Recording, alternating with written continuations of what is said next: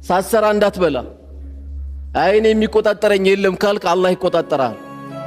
ቀድም የተባለውን ገንዘብ አንተም ዝም ብለህ እንዳትበላ ባልሰራ ወላ ፔሮል ላይ እንዳትፈርም ስራህን በደንብ እንደውም ጨምረ ነው መስራት ያለብህ በእኔ የተነሳ አንድ ሽማግሌ አንድ አሮጊትን ያለውበት መስሪያ ቤት መድከም የለበትም ነው ማለት ያለብህ የትኛውም ሰው ይሁን እያንዳንዱ ጎረቤቶቻችን ሰፈሮቻችን ያሉ ወንድሞቼና እህቶቼ አንድ እናት አካባቢ ላይ ስትخدማት ጡት ባታጠባትም ባታጠባህም አንተን ባይን ግን አሳድጋለች ልጄ ደህና ዋልክልኝ እያለች ነበር እቺን ሰትዮ ነው ቆም ትخدመው ቁጭ ብለን ወንበር ላይ ምንሽከረከር ከሆነ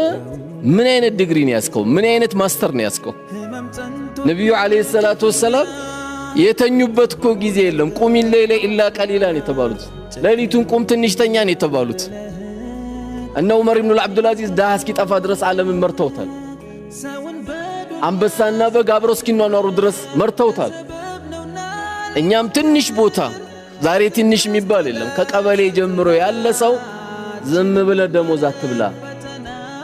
አይጣፍጥም ምግቡ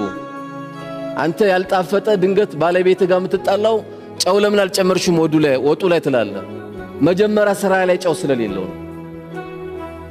ስራ ላይ ጨው ስለሌለው ለዛ ነው ወጡ ያልጣፈጠ የማይገባን ደሞዝ ወስደነው ሰው خدመ ሸኝተ ቢሆን ደሞ ወጡ እንዴት ይጣፍጣል መሰለ የሐላል ብር ሁሌም ጣፋጭ ነው